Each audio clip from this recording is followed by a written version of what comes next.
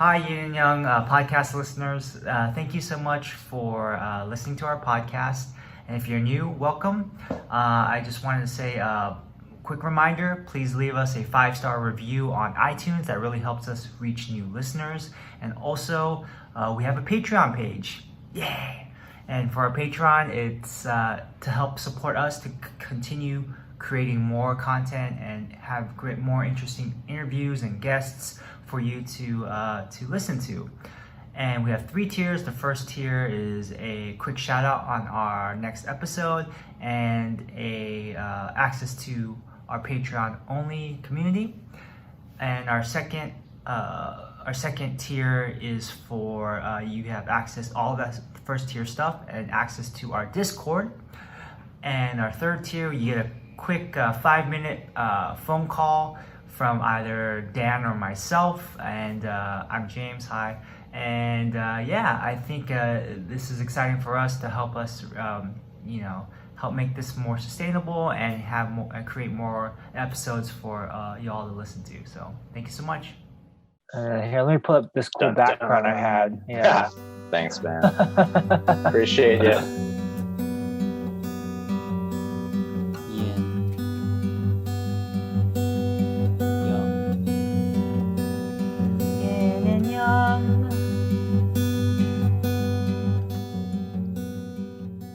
Welcome back to Yin and Yang, the podcast. Yay! Yeah. We're here with Paul Hoi, or do you also go by a different name, or Paul Hoi is your main artist name? My real name is Paul Chan, but I started going by Paul Hoi. Hoi is my middle name, or half my middle name, actually, because Paul Chan is actually a very famous art critic. That kind of hurt my branding just a bit, so I decided to go with Paul Hoi as kind of my name, for my art. Yeah. So, and as you can see behind me, this is a piece that Paul did a few years ago, called Cloudy. What's it called? Cloudy Mountain or something. Yeah, I don't really have any official name for them. I just kind of give them a number based on the location that I'm in. Yeah, I'm really bad with naming my art. I think every time I name something and a day later I usually regret it. Oh really? Well, the programmer, whoever saved the file to the webpage saved it as Cloudy Coast. So I don't know. Oh. I probably thought that was cool at the time when I saved it. Now it's like number 11 or whatever it is. It's kind of like those painters, they have Untitled 12.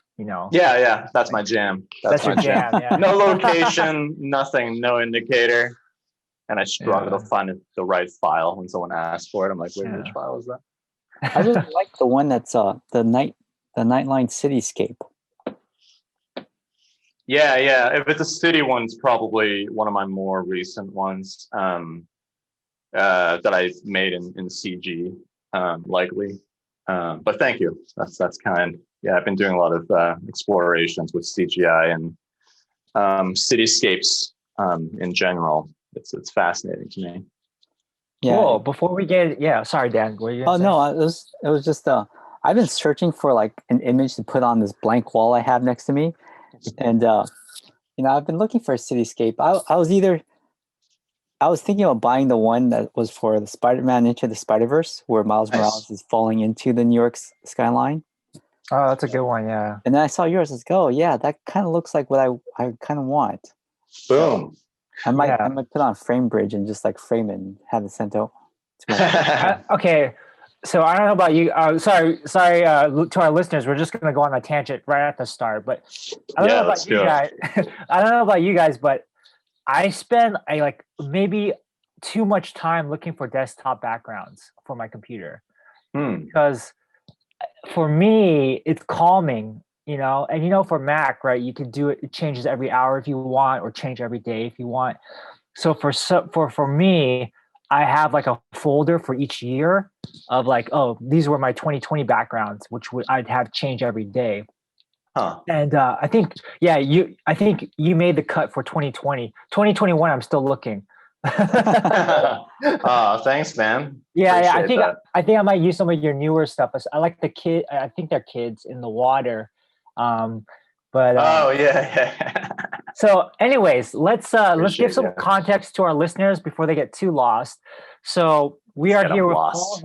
Paul. We're here with artist, photographer,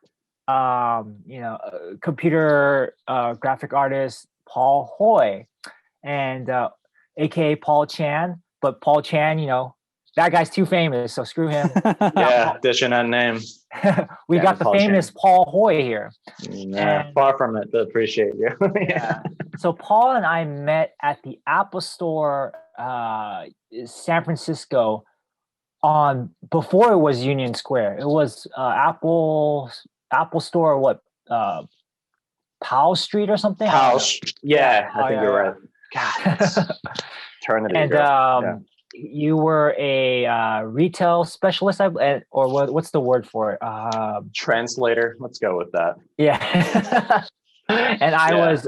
I was a technical specialist, or You're in a family room, right? family room specialist. They changed it to technical specialist a couple years later, and then, but yeah, I was a family room specialist, basically working at the Genius Bar. And Paul and I connected, I think, because we were always translating. He was doing Cantonese translations, and I was doing a lot of Mandarin translations. And so I think sometimes because a lot of what's interesting is like a lot of Cantonese speakers, they know some Mandarin for the most, I think, depending on what their age group is. If they're a little bit older, it's a little bit, I don't know if that was your experience. So sometimes Paul and I would cross paths because maybe Paul was busy with like 2 customers, because Cantonese is a hot zone in San Francisco, especially that location. Yeah, right next to Chinatown. Yeah. Whereas Mandarin, not so much, but like basically I would get the, like Paul is getting hounded with too many people. Like he'll send them to me because generally they'll speak a little Mandarin, maybe. I don't know. What was that your experience, Paul, or With myself or with the people I work with? with the store? Yeah. With the people you work with. Yeah. No, they usually, I think, older folks usually speak both, but being a little more comfortable with Cantonese, I think was mostly the case. Yeah, that was my Chinese got so much better when I worked in that job. Oh, same. Yeah. Oh my God, like that was like one of the biggest benefits of working that gig. I feel like I could communicate with my parents better because my parents don't speak English, and so like my Cantonese, the only practice I get with that language is when I speak with them. Mhm. And so throughout that job, I explained so much about, as like about how everything works, the history of Wi-Fi, what Wi-Fi is versus cellular connection, all of that. And in the course of a couple of years, you just get so good at explaining those things fluidly. Right. Like, I mean, jumping ahead, but like Bei Fen, I didn't know what Bei Fen was until like, that's Mandarin for backup. And like, oh, I didn't know that. Yeah, Bei Fen. And then there's also, there's a bunch of technical words I had to learn just on the job, There's no class for it, they're like, oh, you're Asian. You speak a little Mandarin, right? Yeah. Okay, go. And they'll throw the customers at you because, Asian. Bei Fen. Huh. Bei That's Fen. my cultural word. That's my culture exchange word, by the way. Yeah. Call it. Yeah, you called it. Nice. So what was also interesting with talking to Paul is that I think we eventually found out that we're both interested in the arts. Me with film, I was going to City College, Community College of San Francisco for cinema studies. And Paul was already doing photography at the time, yeah? Yeah. It's I was going on and off with it, but that was actually the time when I started going pretty heavy into it, getting pretty seriously into it, and then going to strange places and figuring it out along the way. Yeah, that was right when I started really getting more serious about it. It's something that I wanted to get involved in, as far as like either a career or just something that I want to do more of in my life. Awesome. Yeah. Very informative period. For sure. So leading into that, I think we'd be curious to hear maybe a little bit about your background. So where were you born? Where did you grow up? What got you eventually to San Francisco? and then kind of like what got you interested in the arts. So maybe let's start with where'd you grow up? Yeah, so I grew up in Hong Kong until the age of 9, and then my immediate family, in pursuit of a better education and future, very familiar story, decided to come to the Bay Area. We landed in the Bay Area because we had my grandmother was our sponsor. So we decided to come here and settle with her, specifically in Rohnert Park. I don't know if you're familiar with the North Bay little towns up there, but it's in Sonoma County, like wine country. And I was there until college, and I went to school at UC Davis, where I studied international relations and minor in art history. Yeah, it's like double major. I minored in art history, and I just landed on international relations because going into college, I was really curious, not as a form of career, but I was like really curious about politics and history. And by my 3rd and 4th year, I was just like, this should probably translate into a degree somehow. International relations just was so encompassing with the things I was curious in that I just ended up with that degree. Had no foresight as far as what I wanted to do, other than just experience life as much as possible. And I had the chance to study abroad in Cuba, which was amazing actually in college. That was very enlightening. So I went to school at Davis. And then after Davis, I lived back home while I was looking for a job. And I just went through, I did construction for a little while with my folks for about a year. We were part of this like sweat equity program where we worked on building our own house actually, along with like our future neighbors for like a year. And then after that, I got an internship in an art gallery in San Francisco by the Apple Store, actually, on Geary Street. Absolutely hated it. Everything about it. It's like the worst. It's yeah. What was your job exactly? I was an intern in an art gallery, and I'm thankful. I gotta say, I'm thankful for the opportunity, to be there, just to learn that I'd never wanted to do anything with it ever again. I think it just became. It was one of the, not my first, but it was like a very kind of a shocking experience in terms of like the class differences of like where I came up and the kind of people who would go into art galleries and then buying art. The whole thing just felt very sterile, and everything that I try to get away from by making art in my own time. It's almost like the underbelly of everything I love. So I became very disillusioned with it, and I just jumped from one odd job to another. I became a dog walker in San Francisco. That was a great job. Didn't really work out like with my situation, but that was great. And I just bounced from doing that. I was like waiting tables in various places, work at Whole Foods for a little while. That was not very good either. But each of those jobs, I learned a lot about how people are. I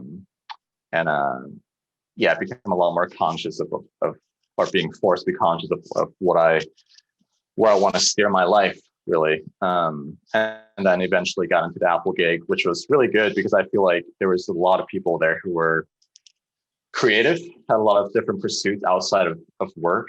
And that was like a really great community in terms of branching with the people and then seeing what people are up to and exchanging ideas.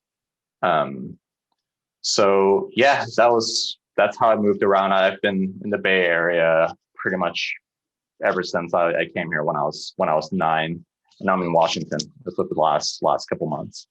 So do you remember Paige? Yeah, Paige. Yeah. You still keep him because he's doing like YouTube stuff now, like making great. like lural fan, like braised pork over rice. Yeah. I think I saw that. On his. We're like Facebook friends. Yeah. I think he like posted it one time, and it looked really good. Yeah, good for him. Yeah. I think everyone should be, especially at this time. There's not a. Well, I don't want to be overgeneralized, but I feel like depending on your situation, this could be a really good time for people to pursue and invest in and what they want to do, Right. I'm from hearing your back, I'm curious to circle back maybe to your upbringing in Hong Kong. Um, Now, you mentioned something about class differences different from how you grew up. Are you talking about like in Hong Kong, or like also coming as an immigrant to the US, or all of that? Like when you're working as an intern at the art galleries, I'm kind of curious to circle back to that. Yeah. Yeah, for sure. I mean, I grew up in like a fairly, I would say, like lower middle class, like background. Like my folks like did okay. Like my dad, he ran a air conditioning company in Hong Kong. My mom was a stay-at-home mom in Hong Kong. And when we first came to the States, it's like the amazing thing. My dad gave up all of that for an opportunity to come here. Wow. And he worked in like when we came here, both my folks, they work in a restaurant in our neighborhood, grocery stores, which is what my dad still does at the moment. And just picking up like side gigs, like, as a mechanic based on his skill set that he picked up in Hong Kong. But, it's my parents have been they've always been like super resourceful, and somehow, some way they've always been able to save money. And they made it a point of telling me to never worry about money when I was growing up, even though I saw the struggle. And there's like these funny stories of me like getting into arguments with my sister about like, we're struggling. I got to turn off the light switches. It's like causing us electricity bills, And I remember having these little things. And I remember this incident because my sister and I share the same room, and she's 4 years older than me. And my parents overheard it, and they pulled me aside and being like, "This is not for you to worry about." And for them, they told me to like, the main focus is always like being in school, working hard in school, and come up that way. And so, we struggled, but I know a lot of people who had it much worse than I did. But I became conscious of like our upbringing, like a fairly early age. And when I was working at the gallery, you'd see these pieces that would go for God knows how much, easily in the 5 figures, for a print. And these folks would come in and they would ask about these prints and so on and so forth. And then they're saying they want to get these art pieces for this new thing you mentioned or whatever project you're doing, like in this part of San Francisco. And it just shook me. Like I didn't understand. Like it's hard for me to wrap my head around someone who would expend like that kind of money to do something like that. So like each painting is like literally like a Porsche, or each print is like a really expensive car or more. Or right. Yeah. It's like things that you would save up for years and years. And I think that was part of it that really put me off. And I think just the whole the explicit business nature of an art gallery, where it's about selling the art as much as possible and looking a certain way to people who come in, these journalists who come in, who write certain things about an art gallery, and seeing how just the vibe would shift depending on who's there. It was gross, to be honest. I don't think it has anything to do with like the gallery itself. I think it's just the nature of, unfortunately, the business of art in general. There's a Hollywood side to it that it's just gross. For a lack of a better word, I don't thrive in. It was really enlightening because I realized that it's not nothing I ever want to get involved with. You kind of pulled back the curtain and you could see, oh, this is the other side of art. Right. Yeah. Before that, I was just going to art galleries, like, oh, these are cool photographs and paintings and so on and so forth. I want to be around it, and that was my naive sort of connection. But once I got into the belly of the beast, I was like, nope, I'm out. Whole Foods hiring, because I'm going there. I would rather go there. I'd rather walk dogs, which was great, actually. That was a huge upgrade for me. Hey, that sounds like exercise when you get paid for it, right? Yeah, I loved it. It was I love the dogs. I didn't love like the situation because it was without getting too deep into it. It was just kind of, I love being able to like hang out with dogs, and I found out how much I love dogs, I think, through that job. Yeah. So what's interesting is like you and Dan have a similar restaurant background, I guess. Parents. Right? Yeah, I think it's fairly common for I don't know why, but Cantonese or Toisan speakers to come to America and did start up a restaurant. I think Mandarin speakers too, if they're more recent immigrants. I guess that's just that's specifically the Chinese immigrant story. Dan, would you agree, or it depends? I think it depends, right? Because back when I was younger, I remember that Chinese people there was a stereotype that Chinese people had laundromats or dry cleaners. Right. Not so much they had restaurants, obviously, but the small business owners were the dry cleaners more than anything else. I think, there was even that old commercial for Calgon, and it was like the ancient Chinese secret was like this little thing where the ancient Chinese secret turned out to be Calgon the soap. That's what made the laundry smelled so good or come out so clean. It is actually, that is the ancient Chinese secret as far as for all white people listening who are after the ancient Chinese secret. That is a secret. Don't ask us anymore about what it is. Yeah, it's Calgon. What's Calgon? Calgon is a soap. It was like a laundry soap, and I don't know if you've ever watched Wayne's World, but they made a spoof on it. I have, but it's such a long time ago. It's such a long time ago, but it's something from I'm probably about closer to their age than to your age. So a lot of the commercials that they spoofed in that movie was, something I remember growing up, and Calgon was one of those things. Was it like racially charged joke or? Like two Wongs make a white. No. Have you guys seen that shirt? That's so fucked up. But yeah. I forgot about that. But they basically spoofed the commercial, right? And it was like, oh, ancient Chinese secret, huh? And he pulled out the box of Calgon. There was a section in Wayne's World where they're spoofing a bunch of commercials like Bayer and some other things. Yeah. Bayer aspirin and stuff.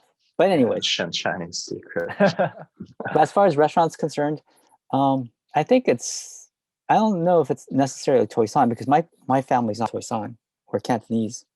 They speak Cantonese, but they're not from the southern parts of China. They're from Yangzhou, right? Yangzhou. Yeah, Yangzhou. No. Yang Chao. Yeah. Check them out. One thing. So as far as the interest for art, was it just you and your sister growing up from Hong Kong and then going to San Francisco? Yeah. It's in my family. I only have one sibling. It's my older sister. And I've always liked the arts, like ever since I was a kid. That was the first thing I remember doing and enjoying was like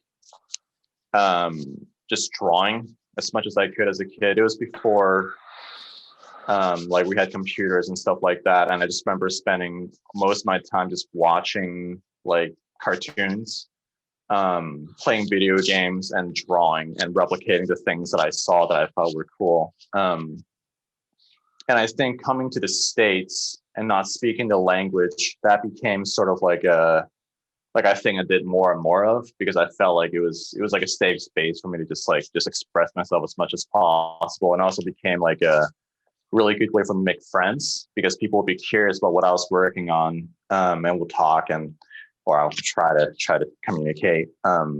It almost became like part of my identity, like coming to the States. Like I was a kid, even though I'm the Chinese kid, but I couldn't speak English, but I also was like the class like artist or whatever. Mm-hmm. And it helped me navigate these like social situations that were a little precarious, being the only Chinese kid in class. But it's also the one thing I think growing up that I felt confident doing in. I think everything else, like my entire identity, felt so challenged. Everything that I thought, I guess, like growing up were cool or are not cool in America, and things that I thought were, one way is it's another way coming to the States. And I feel like my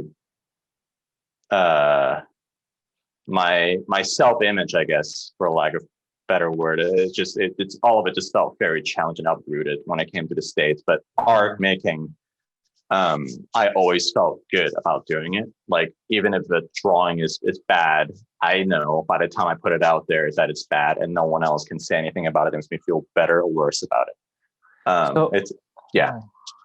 So even in Hong Kong, before the age of 9, you are doodling and stuff already. Yeah, I drew a lot of robots.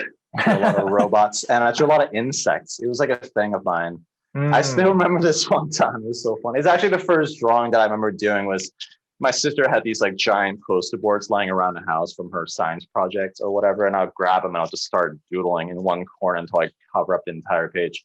And what I like to do is like I like to take one thing that I like and I'll just draw the same freaking thing over and over and over again until I get good at it on the same page. And at one point I became really fascinated with ants. So I lived in this in Hong Kong. I live above a restaurant. Well, no, I don't live directly above a restaurant, but next to a restaurant. So it wasn't the most clean neighborhood. A lot of cockroaches, some ants roaming around, and I always remember seeing like ants at the doorway, like outside of my apartment, and I'll watch them for like an hour. And my mom will come out looking for me, be like, "What the hell are you doing? Go back in the house." I'm watching where these ants are going and like how they're like fighting like the cockroaches that they're carrying back to, whatever. I became fascinated with it. So like, and I would just draw what fascinated me. And I remember covering this entire poster board with ants, left it alone, like on the ground. And I heard like my mom scream one night, like, because she thought that they were like actual real ants. Oh, that's a compliment, I guess. Yes. I guess it was. I mean, it wasn't like ants are small, and I drew it to like the scale, so it didn't take too much. But I love like the repetitive nature of things, and that's still something that I still have in me, for better or for worse, because I get addicted to things that are very repetitive, like video games too. That's why I don't play any video games. But it's like this little engine that just keeps going on its own at a young age. And so, yeah, that was like my first exposure, I guess, to the art. When I came to the States, my parents had noticed that that's something that I felt really comfortable and confident doing. And so I took painting lessons with a neighborhood artist with my sister. I didn't enjoy it, really, honestly. I didn't like the structure of someone teaching me how to do something, but I did learn a lot over the course of, I guess, like a year. It was like painting, mostly in watercolors, which I honestly never really got good at. But I learned a lot about like composition, color, perspective, a lot of these formal qualities of what makes like an art like compelling. So I did it until like I told my mom, like, I don't want to do this anymore. And I hate it. I hate it. Like it's not instructive. It was just like I didn't like the idea of like going to a class my time off. But yeah, that was like, so I kept doing that and eventually evolved into photography because photography felt like a shorthanded way of drawing, because you're dealing with composition, you're dealing with light, you're dealing with contrast, and each picture feels like an instant drawing. And it felt really satisfying to just have such quick output rather than having to do, drawing by drawing. And on and off, I did it more and more throughout college, but and I did a series after I graduated. But when I started getting serious about it was around the time I met you, James, was at the Apple Store. I was having a couple of just really challenging years on a personal level. And I moved into like a little studio in Chinatown, started working for my landlord as a second gig, so I can live on my own, just to be in my head for a little while. Right around then was when I started taking pictures a lot, and I started seeing these places where landscapes that just blew my mind, like the photos that just blew my mind. And I'm like, I don't know how or where that is. I don't know how I'm going to afford it, but this is what I'm going to start doing. And so in the beginning, I started going out to Death Valley by myself as a way to sort of, I guess, like train myself to be on my own, to make art.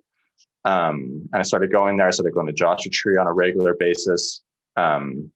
Eventually I felt like more comfortable doing it. And I just started saving up to go on little trips. I ended up going to Iceland, ended up in Arctic Circle, Damn. went to like the Atacama Desert in Patagonia. And it just like kind of took off as this thing that became a passion. Before it was like really explicit in terms of like what I wanted to do with the trip. It's like, I'll go there, I'll have like these markers on a map, and these are the places I'll go to take particular pictures. I didn't really have any kind of passion for traveling. I wasn't really that curious about the traveling part of it. I just wanted to make art. That was like the primary mission of it. But, you know, like people say, when you go to places, the places really change you. And so it just, over time, I think traveling and being curious about other places became like a passion of its own. And that took on just its own cadence in terms of me going on these trips that are places that are maybe not as commonly visited, I guess, maybe by people. So yeah, that's kind of a long story of how I got into photography, and recently that evolved into like CGI, and that's a whole nother thing. So for CGI, are you just painting landscapes? Like, I know we looked at some on Instagram and stuff, but is that your main goal is to paint pictures more or less with CGI? For sure. I mean, I think like going from like drawing to like photography, it felt really natural, because it was just the right medium for the things I want to express at the time. And I started getting into CGI because in my head, I wanted to create, initially at least, I wanted to create landscapes that I wish existed so I could photograph it. That was sort of like the drive that I felt going into it. But like most things, once you get into it, it starts evolving and changing. And so my interest and love for like nature and like landscapes, that evolved into like a pursuit of CGI, because I felt like I could draw and create in a way that I wasn't able to in drawing or in photography. So yeah, it just felt, it feels like the correct medium for me to pursue in terms of expressing myself in a way that I want to, but it could change, maybe I'll get into like woodworking and building houses down the line because it's more appropriate later. But, right now it feels like the right way to express myself, because it's such a powerful, insanely quickly evolving tool, that it's really exciting. Medium to work in. How did you find how did you find which tools work best for your CGI? I mean, there are so many programs out there. Yeah. Well, the path I went was fortunately pretty simple. I just went with the cheapest, meaning free. Blender is free. Right. And so I use Blender, and I'm familiar with Photoshop. So that was, for, I think, still right now, I would say that's like still my main tool, but I'm evolving into other software as well. I'm learning After Effects at the moment, and I'm trying to evolve into like Houdini and Octane and these various rendering engines. Yeah, it's a rabbit hole for sure. And every 2 years, something new comes out, and the thing that doesn't change is your sense of design and your sensibility. So yeah, it's just a matter of evolving. Pushing forward. So yeah, I my background is this is a newer piece, I'm assuming, with CGI. Yeah. That was done like 2 months ago, maybe. So just for some background too, I create one piece every single week as a way for me to get better, and also as a way for me to just document my growth. And I am about to hit 2 years. Wow. And it's just been this amazing journey of growth and learning. And so, yeah, it's fascinating to kind of see how things kind of go and where my interest goes in the last 2 years since I've been doing it. Mm. And So what's the story? Yeah. Oh, how sorry. long Go does ahead. it take to make one of those pieces? Does it take the whole week? No, it did when I first started. I'll like start stressing out like on Tuesday. I'm like, I don't need this whole week. But I think as you start doing it, like anything, once you get faster and faster, you learn shortcuts. I used to create everything from like the ground up, but now I like, take liberties with like leveraging stuff I've made before and I'll change it. But right now I can constantly make a piece in like a day. But I think the hardest part is not outputting it. The hardest part is not like the creation part of it. I think the hardest part, the most time consuming part is the exploration in the beginning, because a lot of times I don't know what I'm going to make when I sit down, but I know something's going to be due by Sunday night. So I just start playing around with different shapes, different ideas, pull down different references. I just start messing around, and something usually emerges within first couple hours. Then I just go for it. But that's usually the most time consuming part, because I'm just meandering like through whatever looks cool until something makes sense and it sticks. So it seems like when I first met you and I started following you on Instagram, I was one of the first followers. Okay, I was one of those 100 followers. Now he's up in the 8,000. Like, oh man, he's on his way to that blue check. So God, yeah, we'll see. But so what I noticed is that earlier on is, I think kind of just listening to your story, your art follows that journey of your own personal journey of like first falling in love with landscapes and travel. Let me put up the other one. So like something like this is one of your earlier pieces. I'm kind of curious as an artist myself, in a different medium, but I'm curious to hear basically, is this a trajectory that just naturally evolves for you? Do you find that, is there maybe a life event that maybe switches you from, oh, you know what, I want to do more. I saw one comment like cyberpunk, or because like when I first saw these landscapes, I was just like, wait, does this place really exist? Because this is like this is crazy looking. And then I realized, oh, you're doing some altering, but it is it's like I kind of, when you said you wanted to make landscapes of places that you wish existed, I think that's similar to what artists do with stories. They want to tell stories about people that they wish they saw growing up, or stories that they wish they heard. For me at least, that's why I'm passionate about like Asian American stories, because I wish I saw that coming up. So I'm kind of curious about your inspirations, and do you, and if there's any sort of conscious effort to evolve, or just whatever. No, I appreciate that, and that's does that question make sense? Yeah. No, it does. It 100% does, and I appreciate like you relating to your own background. I want to hear more about that too.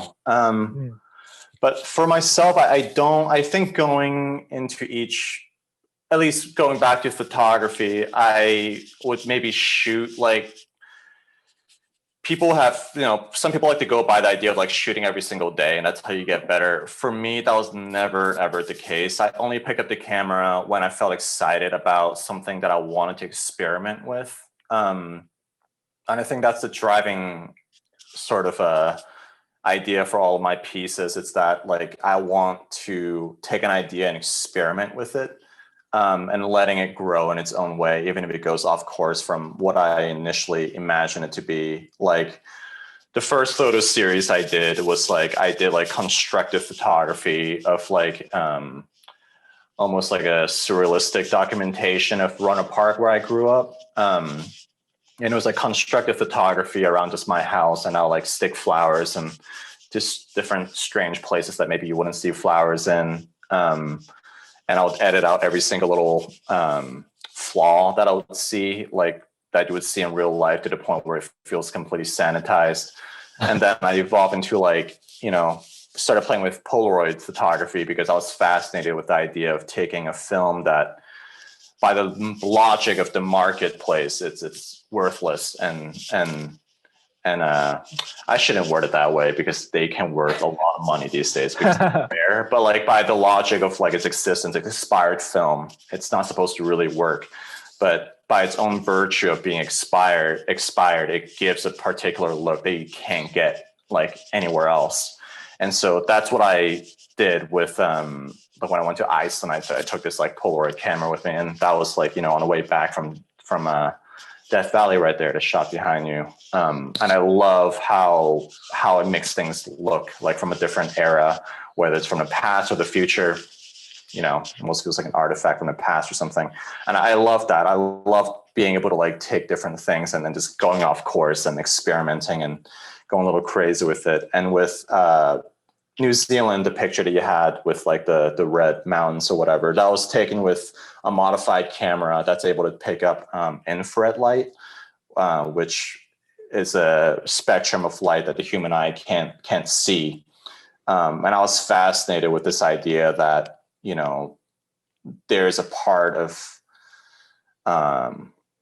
the wavelength around you that's not immediately visible to us, even though it's there. And I feel like that was like a really interesting way to see things for the first time in a new way.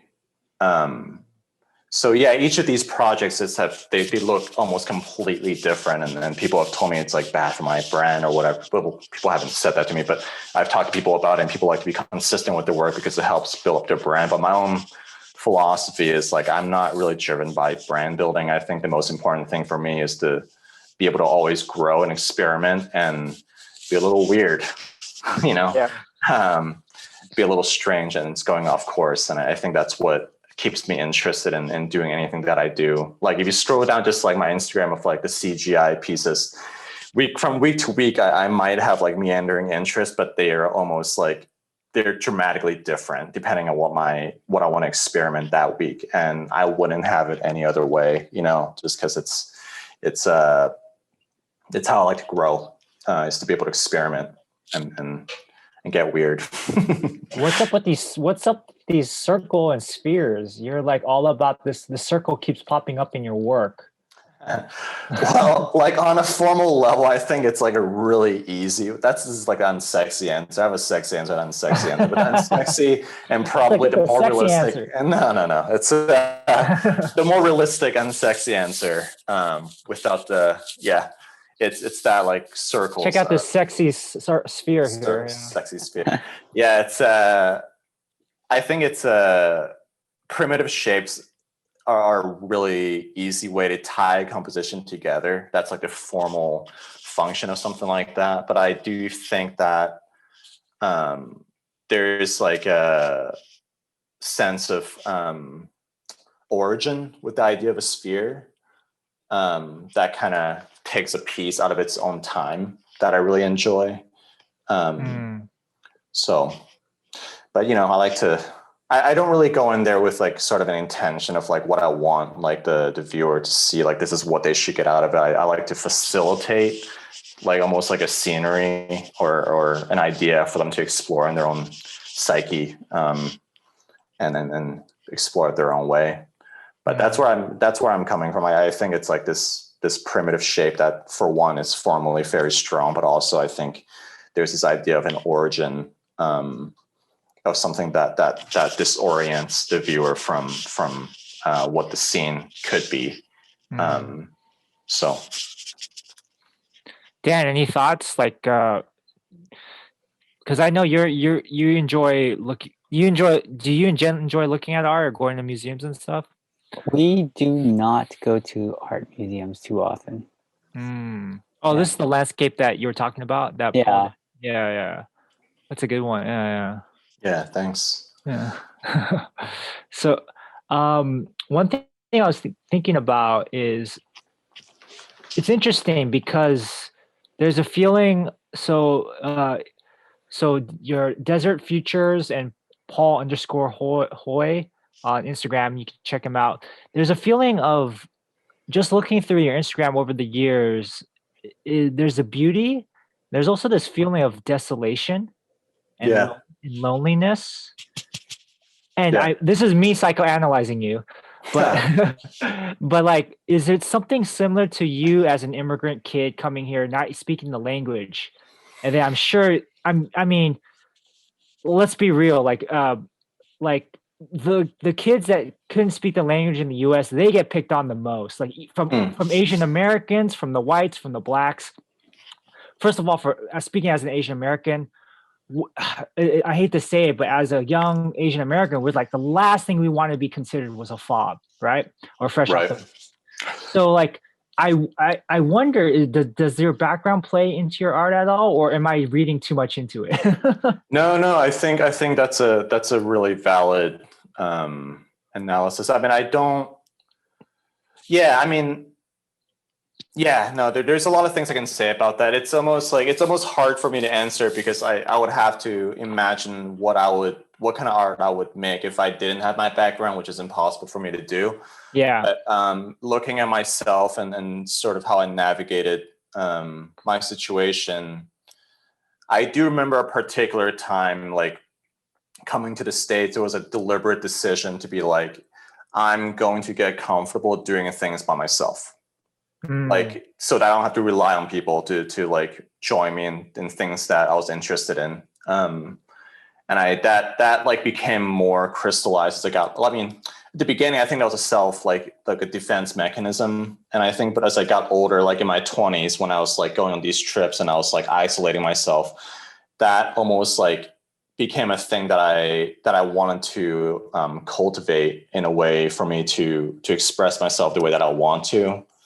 And yeah, all of my art, I've never been like, I never saw a collaboration with people. Not that I'm against it, but like I've always like made art on my own. I've always, like, when I do photo trips, if I'm serious about the work I'm making, I'm always doing it by myself. And CGI is like a very lonely path for the most part, because you're just staring at a computer, pressing buttons most of the time. But it's, yeah, I think so. I think like a big like journey that I try to go through with my art is try to navigate like the exploration of consciousness, but also an external sense, like what it means to belong somewhere. And what it means to have a home, and what that means for an immigrant, like having moved around a lot as a kid, like even coming to the Bay, like every other year, my folks and I would move to a different like complex, even if it's the same neighborhood, because they have a slightly lower rent. And so my parents would move here, save a couple hundred, move over here, like save another couple hundred.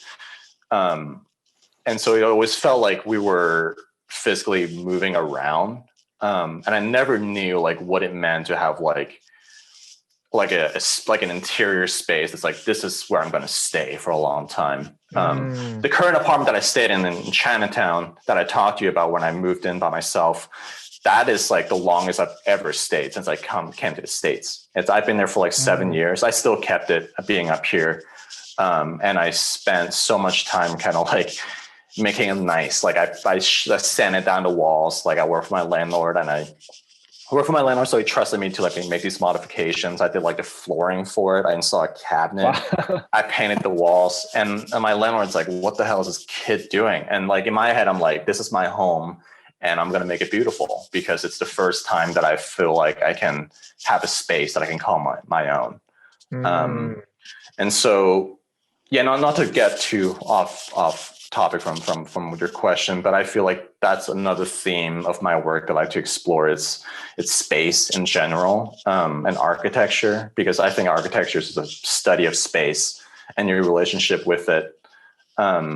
And so a lot of my work that I like to explore, whether it's with architecture or interior space, I really like to dive into interior design and surrealistic spaces.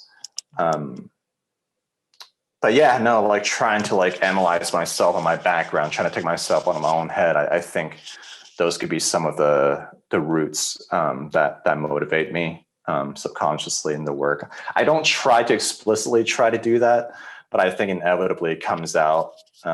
People always tell me my work is like sad, but I'm like, it doesn't feel sad. It's just it's reality of like how how things have been and how they are, and I don't feel bad about it. It's just how it is. Yeah. So Dan, as someone who nests, I mean, because Dan's has kids and he's been nesting at that house for a while. did anything Paul said? Did you connect with that or? I mean, it's a little bit. I don't know. I moved around a lot growing up, so I kind of understand that feeling of like when you watch movies, everyone like grows up in one house. It's always that one house. Yes. But that was never my experience. Right. So I don't have a childhood home that I go, oh yeah, that was like the place. But now that I have my own place, I kind of don't want to leave. So yeah, I feel that for sure. Yeah, I remember those like watching those sketch shows. I'm like, what are you guys doing? Like, it's the whole season they're in the same house, and they're like, the kids grow up in the same house, to come home and baseball games or whatever. And it's just like, nope, that's not. Yeah, because it's like experience. It's interesting. It's kind of like your pictures have a nostalgia for a place that doesn't exist, right? So it's kind of like nostalgia for a home that you never really because like when I watch those shows, I'm like, oh yeah, I feel nostalgic when like they don't even have to speak. You just show the set. And there's the staircase. That's where it's positioned. Like Family Matters, the couches are there, and you're like, oh, I feel right at home. So I had a childhood, like me personally, I had a childhood home until like middle school, starting up high school, and then my dad. Sorry, Dad, throw you under the bus, but he lost a lot of money on the stock market, and we had to sell it. So, and then what happened was like, oh, now, okay. And then I went to this other home. I guess I was there as an infant before, but I don't have any memories of it. So, and then I built memory. Now I'm at that home now. But it's very interesting. It's because like I still, whenever I come back to Milpitas, because my childhood home is not too far away, I make it a point to like drive past it because I don't know. Yeah. It's just I don't like. So Dan, I think Dan, for your case, I think your kids probably appreciate having a childhood home, yeah. Or actually, they also have the San Diego place. I mean, it's kind of complicated for them, I guess, a little bit. Yeah, I mean, we stayed in San Diego for 2 years, and then they talked about it because they had a pool, but I think with the pandemic, I think they realized that they have a backyard that they can run around and play around, especially since one of my uncles bought them a gigantic 14-foot diameter trampoline that takes a gigantic part of our backyard. So damn, it's badass. Yeah, it's gigantic.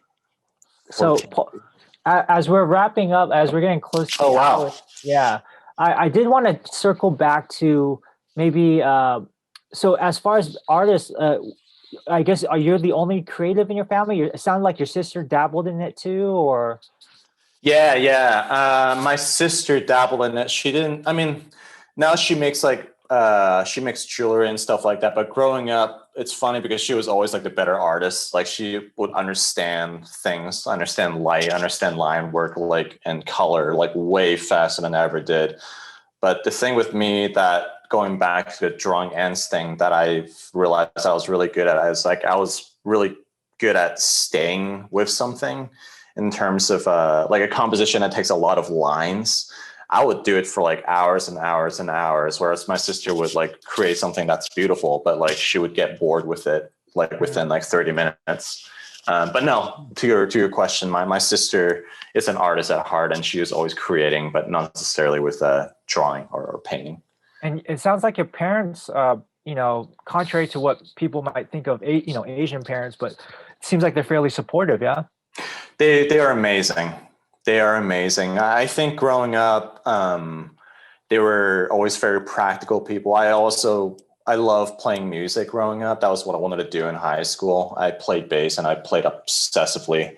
And they encouraged me in that regard as well. But I think in the back of their heads, they're very, from their background and perspective, they're very practical people.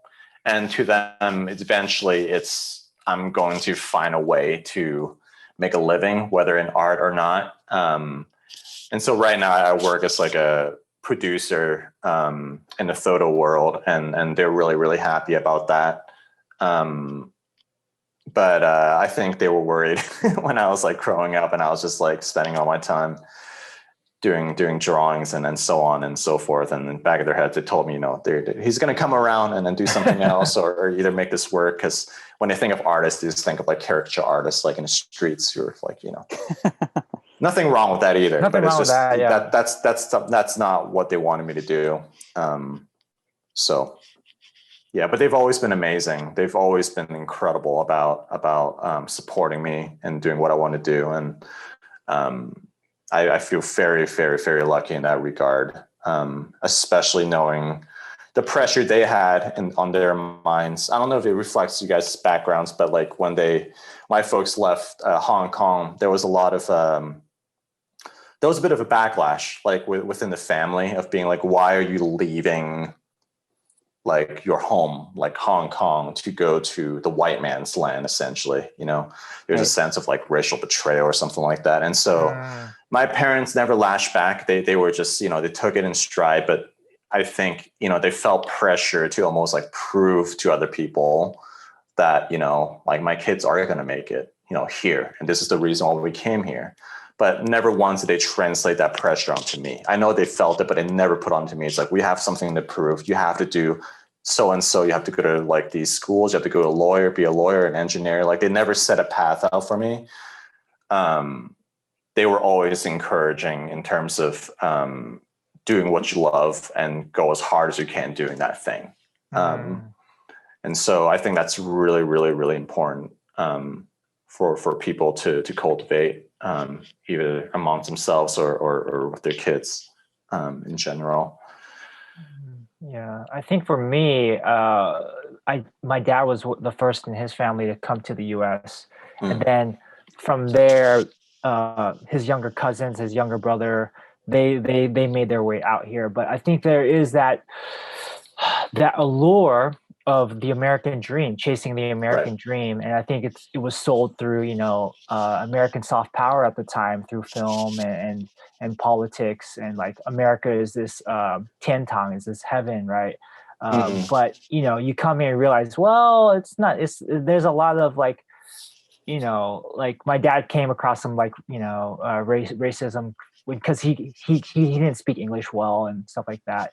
But eventually, he did well. I think we're the first generation to do worse than our parents, I think, because like he was able to buy like a house, like I think the rates were better and like you could work like just an okay job and afford a house. Whereas now to buy a house, like, oh, well, in San Francisco, forget about it, right? Yeah, forget about it. Yeah. So I think there was a little pressure, just either he was okay about like not being too pressured onto me, but I felt it, and then and then one time it came, I was like, James, have you thought about being a doctor? Like, and, there's always that conversation. There's always that conversation. They wanted me to be a pharmacist. I was like drawing quietly in my room. It's like, I just want to be left and I just want to draw. Yeah. And I remember just like them coming in. It's like, oh, you're like to just be left alone and do your work. You'll make a great pharmacist. I'm like, how did that? I'm drawing robots, and how are you telling me to like make medicine on the other side? But yeah, there's always that, I think. But they were always super, super supportive in that regard. They would like suggest things to me. And I think, they were, if anything, just trying to protect myself from what they feared growing up, which is insecurity and material precarity, But no, they were always super, super, super supportive. And I cannot thank them for the rest of my life enough for what they instilled in me in that regard. So yeah. Dan, how about for yourself? We didn't have that sort of stigma because when my dad immigrated here, his whole family did. His parents, his brothers, they all immigrated all at the same time. So there wasn't that stigma. Yeah. How big was your family who moved out here? Yeah. My dad had 5 siblings, so he had and 4 brothers, and they all moved all at once. And that's what's up. Yeah, and only one brother or one of my uncles, he actually immigrated to Germany. Whoa. Yeah. It's cool. And 5 people. So that collective started the Yang Chow restaurant. Yeah, that collective started Yang Chow. Oh, that's cool. Yang Chow restaurant. Yeah, Chinatown, Los Angeles. If you ever make it out there. Oh wow, hell yeah! My sister's in Pasadena. Oh, Okay. yeah, Next time we have a location in Pasadena. no way, send Yeah. it to me. I'll go there next time I'm down there when this whole craziness Pandemic's passes. over. Yeah. Get their shrimp. Their shrimp is The shrimp. yeah, Slippery shrimp. slippery shrimp. Yeah. Hell yeah. So I Amen. do want to. One thing that I had mentioned in like the pre-interview questions was talking about Asianness and Asian. Recently, there have been a slew of Asian crimes. In Portland, there was like windows that have been smashed. I saw on your story you mentioned. In Oakland, I'm back in the Bay Area right now. In Oakland, there were 3 attacks, and one guy was like a 91-year-old man thrown to the ground, and then and there was poor Vika, the Thai man, who was murdered. So I remember speaking to you at the Apple Store. I think we touched on it a little bit, but it was kind of like it's kind of like a code that I think like Asians have, that it's kind of unspoken, is that I like you and I are doing a lot of we're basically working harder than our white counterparts. Let's just be real, right? We're doing the same job, but we also have to do the translation.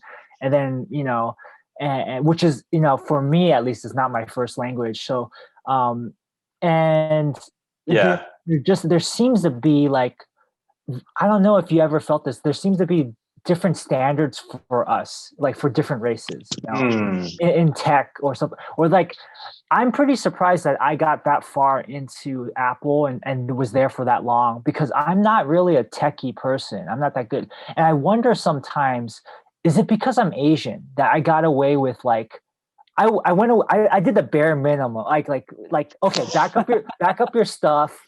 What else do I need to know? Oh yeah. The basic troubleshooting, like. Oh, dude, I didn't even know how to use like an iPad when I started the job. Like I don't know if you went through this during the interview process, but they passed around the iPad like to answer to get like a different question for each person. Yeah. And it got to me, I'm like, I pressed the home button because that's the only button I saw. Got back to the home screen. I was like, I don't know how to get back to the question. Someone else helped me next to me. I'm like, I'm not getting the job. Like I didn't even have like an Apple product at home that I've used. Like when I signed the job, the only reason why they hired me is because they knew I could do translations. Yeah. Okay. Which was not compensated for, by the way. Like for anyone listening, like, no, but I think I think people find ways without naming names, but like I know. I'll say I have some like workplace allies who I've talked to this about when I was there. And I think people find ways that, let's say, make it fair in light of what you said, James. Yeah. I mean, I'm not to throw them under the bus. I had there was really good people at Apple. No, not at all. Yeah. I think it's people are always going to do what they need to do in order to stay sane at a job, and I think people will take measures that will make it feel more fair for themselves, based on the way they're treated, based on the labor is like distributed amongst the employees, and I know that people find ways to make it fair. Yeah. But that's not at all to discount what you're saying about that sometimes it feels like you are maybe being tokenized in the way that you work. But I think people are creative and people are resourceful. Sometimes people seek revenge, but I think people find ways to make things fair. Right. So one thing, I don't know if you noticed this in film or in art, but there's this thing of like, oh, I want you to consider me as just an artist, not as an Asian or Asian American artist. Just, look at my work or whatever. And I find that very curious, because then I think the underlying assumption is that, oh, I want people to see me as like a white artist, like, because they don't have to deal with that ethnic baggage, identity baggage.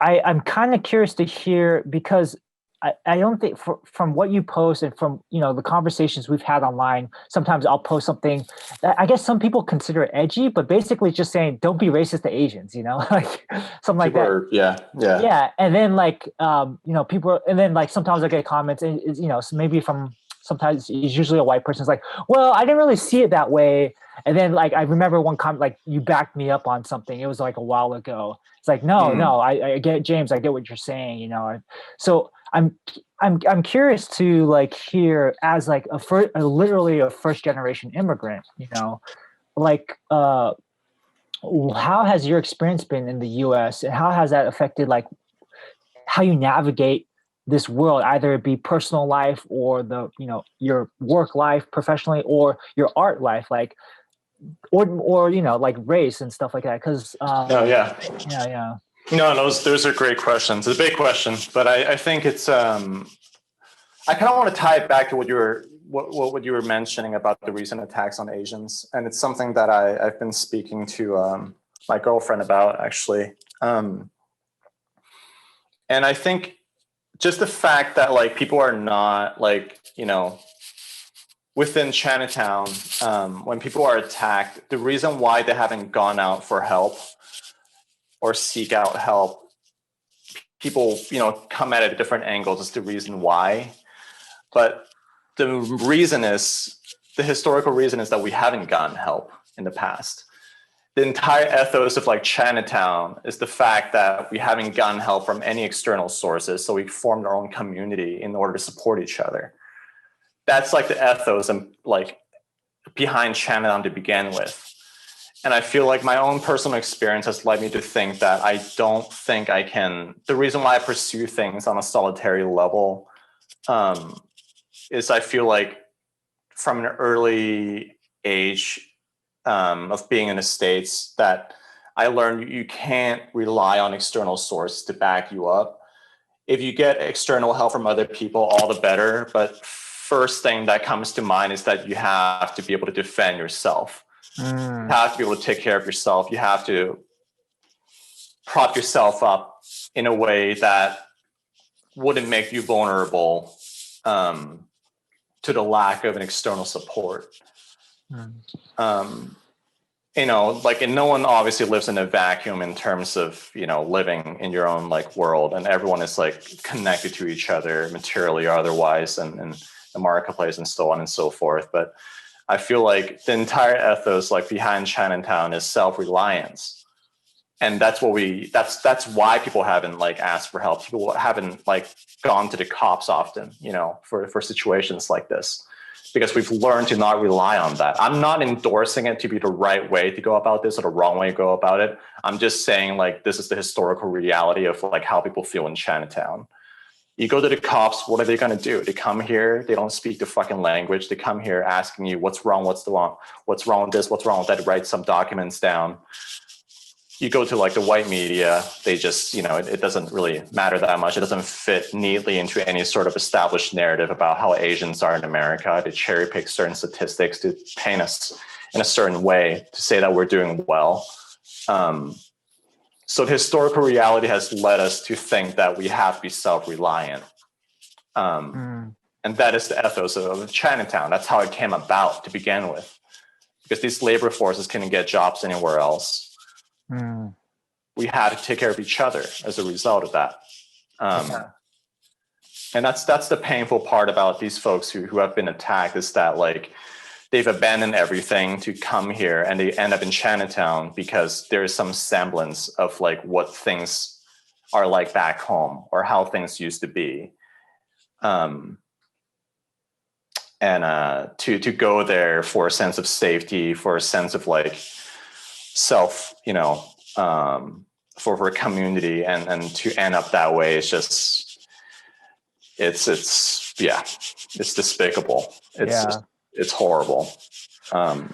Yeah.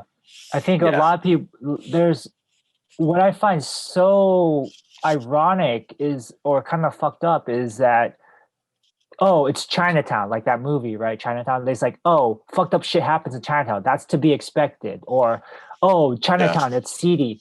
But what people don't understand is like, no, those fuckers had no. Chinatown was made because of racist policies in the U.S.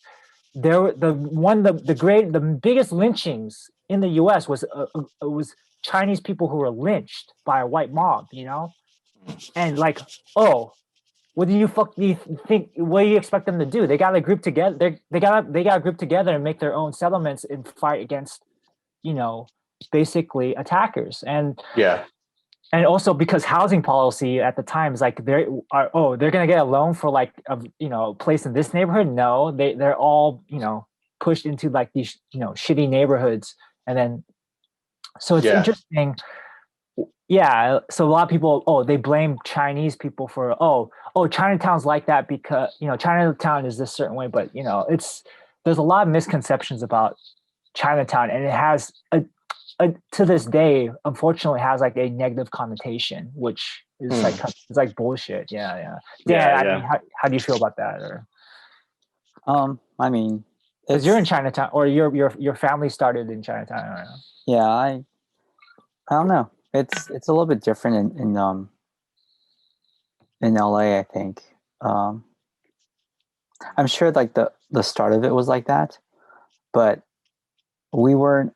I think based on geography, there were lots of more opportunity to migrate out, right, to establish other communities. But again, I'm sure the ethos or the origin of all the Chinese communities are all the same, right? All the ethnic communities all around the world are probably the start of it is all the same.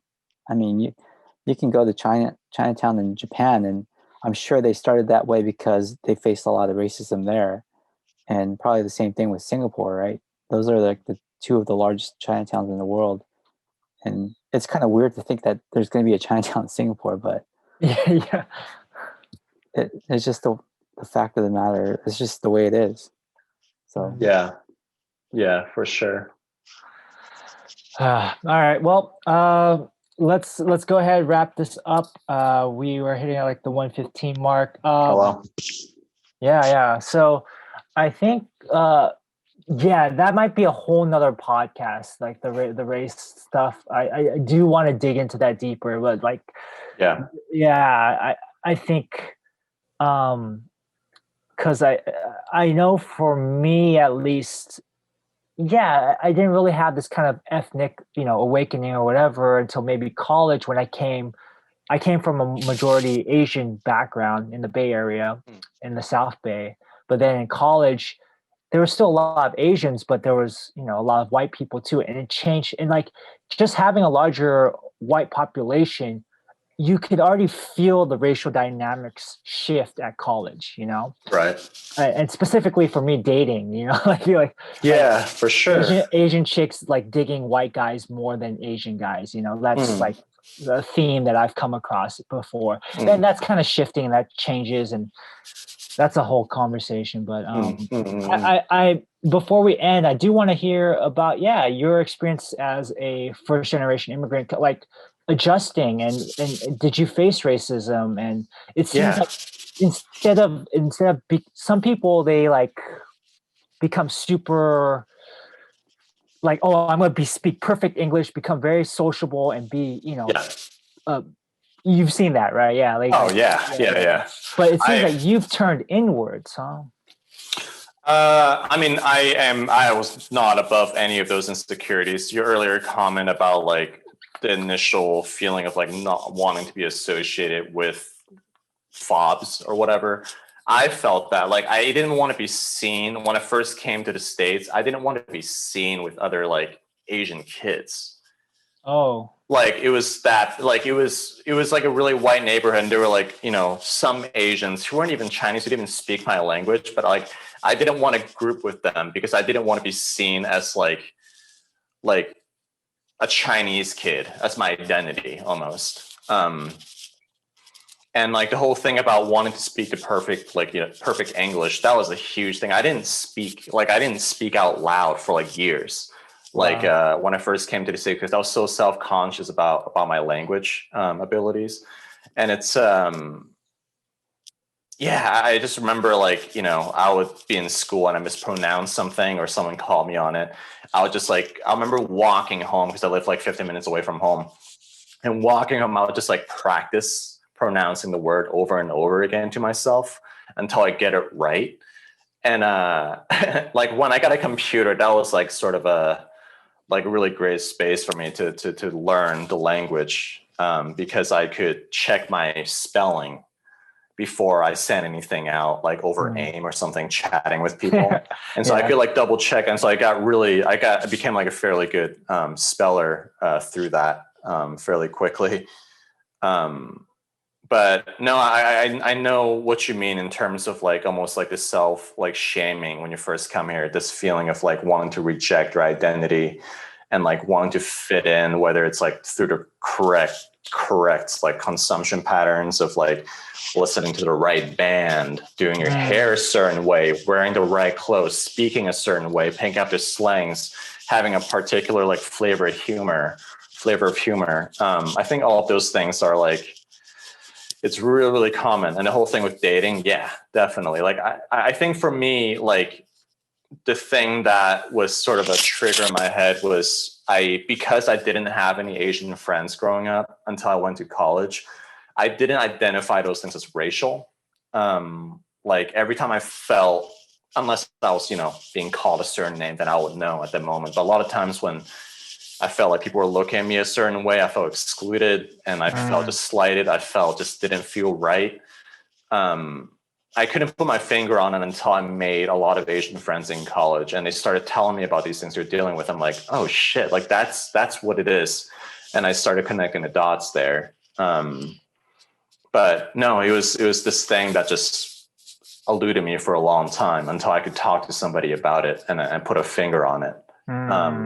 But yeah, in terms of racism, in terms of like feeling all the things you mentioned, I feel like I've experienced like some degree of that in one capacity or another. And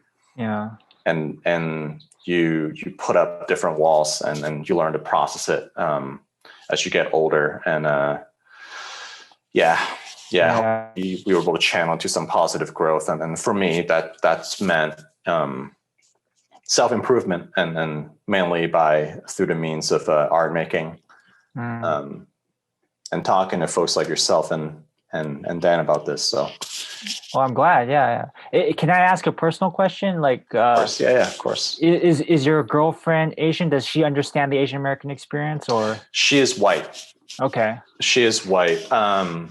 I've talked to her a lot about it. She's actually from the South. Oh, well. Way different. She's actually in the room. She went to school. She went to school in Louisiana, and so she's from that area, Virginia, Louisiana. And for her, I think she's experienced like a similar mode of like what the belonging of Asians are like from a lot of maybe the more mainstream liberal narrative where the racism against Asians aren't typically like explicit. And so it's almost hard for people to see that. But a lot of it, as you know, it's like these little micro cuts in your psyche that you just kind of learn to process over time. And I've talked to her a lot about it, and it's been enlightening for sure.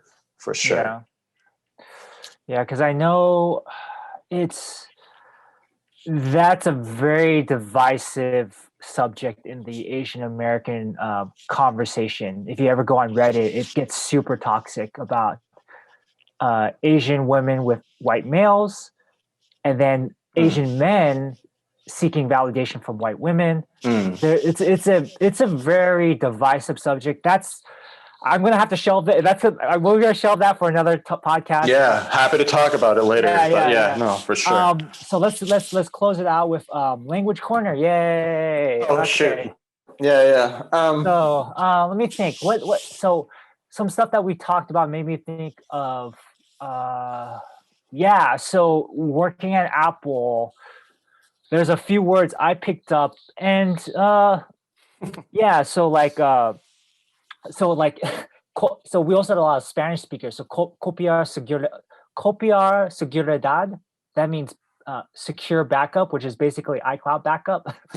And that could mean so many things in different contexts. So I like it. Right. Oh, do you speak some Spanish or? I mean, I should at this point because I've taken so many Spanish classes. But and you went to Cuba, right? Or Yeah, that didn't really help, to be honest. Oh, okay. I'm not since I've been back because I haven't had practice.